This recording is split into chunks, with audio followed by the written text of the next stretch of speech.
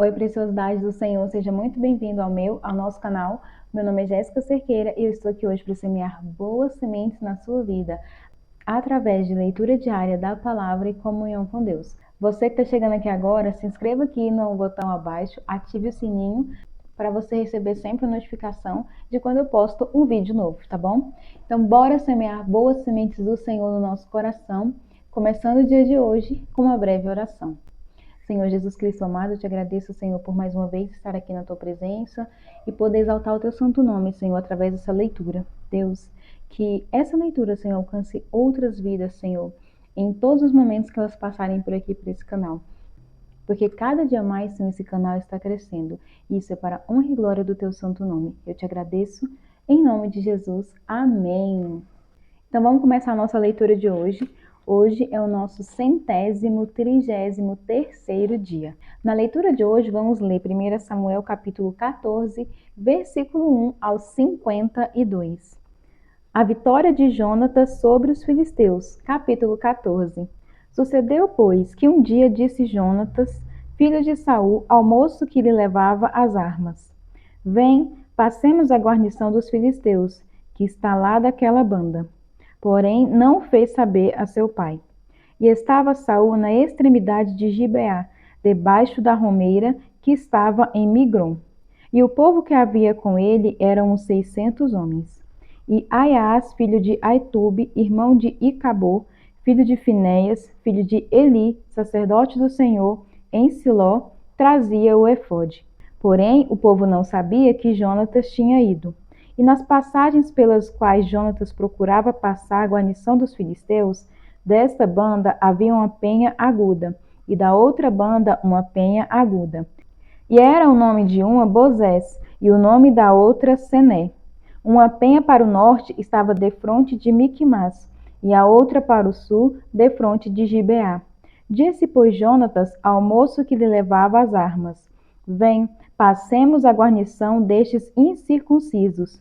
Porventura operará o Senhor por nós, porque para com o Senhor nenhum impedimento há de livrar, com muitos ou com poucos. Então o seu pajem de armas lhe disse: Faze tudo o que tens no coração. Volta, eis-me aqui contigo, conforme o teu coração. Disse, pois, Jonatas: Eis que passaremos aqueles homens e nos descobriremos a eles. Se nos disserem assim: Parai até que cheguemos a vós, então ficaremos no nosso lugar, e não subiremos a eles. Porém, dizendo assim: Sube a nós, então subiremos, pois o Senhor os tem entregado na nossa mão, e isso nos será por sinal. Descobrindo-se ambos eles, pois a guarnição dos filisteus, disseram os filisteus: Eis que já os hebreus saíram das cavernas em que se tinham escondido. E os homens da guarnição responderam a Jonatas e ao seu pajem de armas e disseram: Sube a nós, e nós vô-lo ensinaremos. E disse Jonatas ao seu pajem de armas: Sobe atrás de mim, porque o Senhor os tem entregado na mão de Israel. Então subiu Jonatas com os pés e com as mãos, e o seu pajem de armas atrás dele. E caíram diante de Jonatas, e o seu pajem de armas os matavam atrás deles. E sucedeu esta primeira derrota em que Jonatas e o seu pajem de armas feriram até uns 20 homens, quase no meio de uma geira de terra, que uma junta de bois podia lavrar. E houve tremor no arraial, no campo e em todo o povo. Também a mesma guarnição e os destruidores tremeram, e até a terra se alvoroçou, porquanto era o tremor de Deus. Olharam, pois, as sentinelas de Saul em Gibeá de Benjamim, e eis que a multidão se derramava e fugia, batendo-se. Disse então Saul ao povo que estava com ele: Ora, contai, e vede quem é que saiu dentre nós. E contaram, e eis que nem Jonatas, nem o seu pajem de armas estavam ali. Então Saul disse a Aias: Traze aqui a arca de Deus, porque naquele dia estava a arca de Deus com os filhos de Israel. E sucedeu que, estando Saul ainda falando com o sacerdote, o alvoroço que havia no arraial dos filisteus ia crescendo muito e se multiplicava, pelo que disse Saul ao sacerdote: Retira a tua mão. Então Saul e todo o povo que havia com ele se ajuntaram e vieram à peleja. E eis que a espada de um era contra o outro, e houve muito grande tumulto. Também com os filisteus havia hebreus, como dantes, que subiram com eles ao arraial em redor. E também estes se juntaram com os israelitas que estavam com Saul e Jonatas. Ouvindo, pois, todos os homens de Israel, que se esconderam pela montanha de Efraim, que os filisteus fugiam, eles também os perseguiram de perto da peleja. Assim, livrou o Senhor Israel naquele dia, e o arraial passou a Bet-Avém. O atrevido voto de Saul. Ei, cachorro, para de latir. E estavam os homens de Israel já exaustos naquele dia, porquanto Saul conjurara o povo, dizendo: Maldito o homem que comer pão até a tarde, para que me vingue dos meus inimigos. Pelo que todo o povo se absteve de provar pão. E todo o povo chegou a um bosque, e havia mel na superfície do campo. E chegando o povo ao bosque, eis que havia um manancial de mel. Porém ninguém chegou a mão à boca, porque o povo temia a conjuração. Porém Jonatas não tinha ouvido quando seu pai conjurara o povo, e estendeu a ponta da vara que tinha na mão e a molhou no favo de mel, e tornando-a à boca, aclararam-se os seus olhos. Então respondeu um do povo e disse: Solenemente conjurou teu pai o povo, dizendo: Maldito o homem que comer hoje pão. Pelo que o povo desfalecia. Então disse Jonatas: Meu pai tem turbado a terra. Ora, vede como se me aclararam os olhos por ter provado um pouco deste mel. Quanto mais se o povo hoje livremente tivesse comido do despojo que achou de seus inimigos.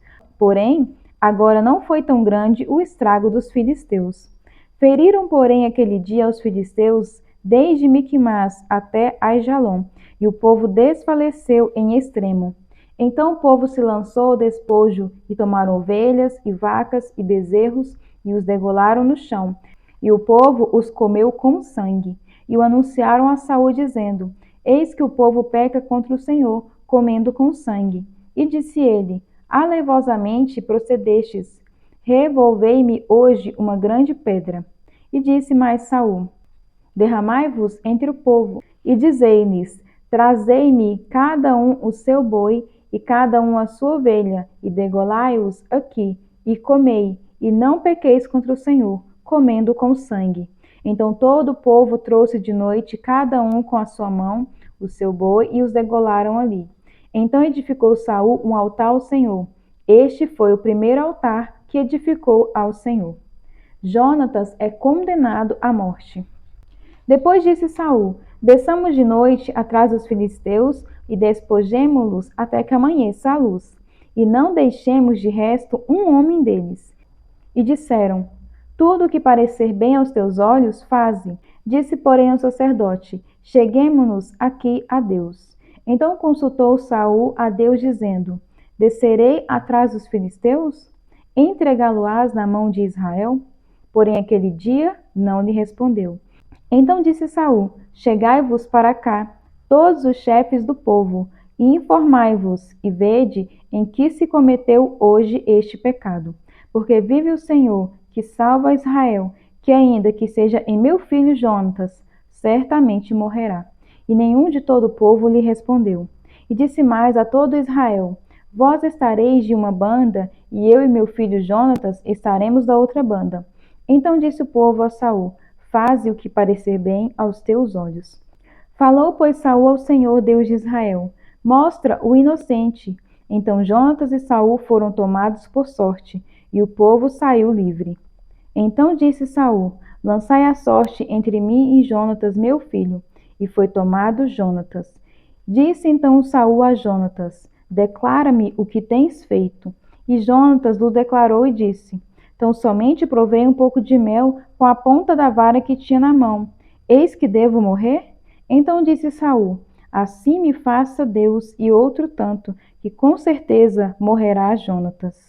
Porém o povo disse a Saul: Morrerá Jonatas, que efetuou tão grande salvação em Israel? Nunca tal suceda. Vive o Senhor, que não lhe há de cair no chão um só cabelo da cabeça. Pois com Deus fez isso hoje. Assim o povo livrou a Jonatas para que não morresse. E Saul deixou de seguir os filisteus, e os filisteus se foram ao seu lugar.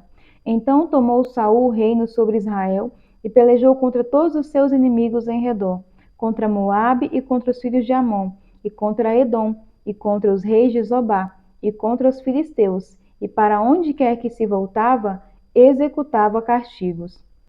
E houve-se valorosamente, e feriu aos amalequitas, e libertou Israel da mão dos que os saqueavam. E os filhos de Saul eram Jonatas e Isvi, e Malquizua, e os nomes de suas filhas eram estes: o nome da mais velha, Merabe, e o nome da mais nova, Mical. E o nome da mulher de Saul, Ainoã, filha de Almaás, e o nome do general do exército, Abner, filho de Ner, tio de Saul. E Quis, pai de Saul, e Ner, pai de Abner, eram filhos de Abiel. E houve uma forte guerra contra os filisteus, todos os dias de Saul. Pelo que Saul, a todos os homens valentes e valorosos que via, os agregava a si. Estudo de hoje, 1 Samuel capítulo 14, versículo 1. A fé e a ação de Jonatas contrastam drasticamente com a indecisão de Saul. Jonatas toma ação, acompanhado de outro soldado, mas Saul espera cercado de 600 homens. Jonatas cuidadosamente planeja a sua estratégia e antecipa o envolvimento de Deus. Mas Saul questiona o Senhor e hesita, mesmo quando os filisteus se espalham. Jonatas consulta o homem que levava as armas, mas Saul ameaça os seus homens com um juramento.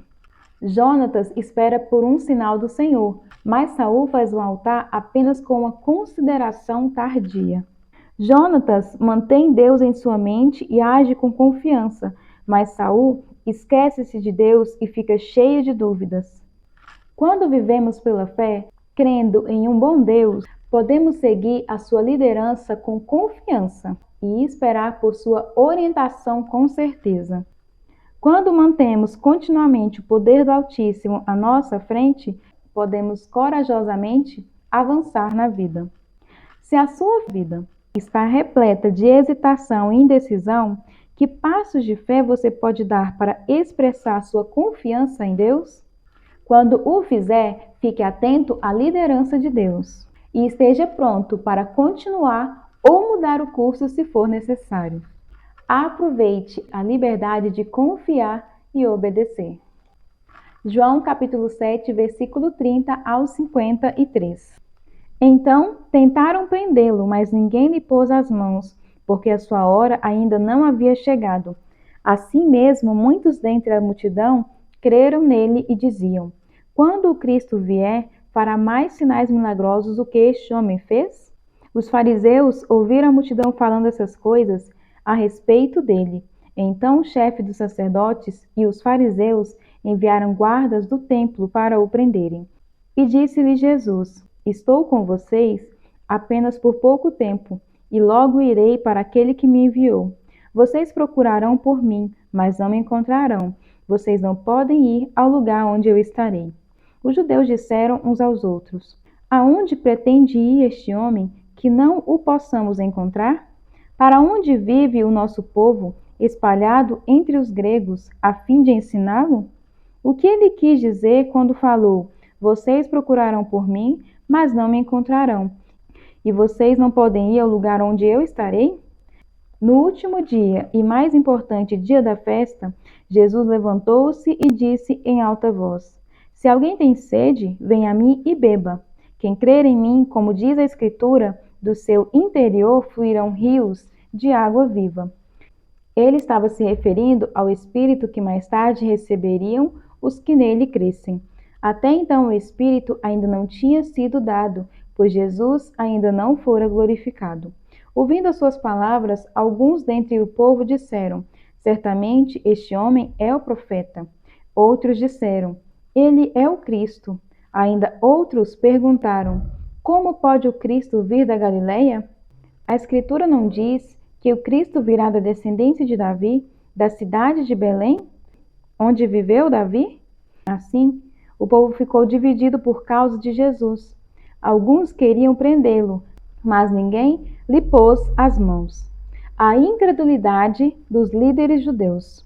Finalmente, os guardas do templo voltaram aos chefes dos sacerdotes e aos fariseus. os quais lhe perguntaram: por que vocês não o trouxeram? Ninguém jamais falou da maneira como esse homem fala, declararam os guardas. Será que vocês também foram enganados? Perguntaram os fariseus.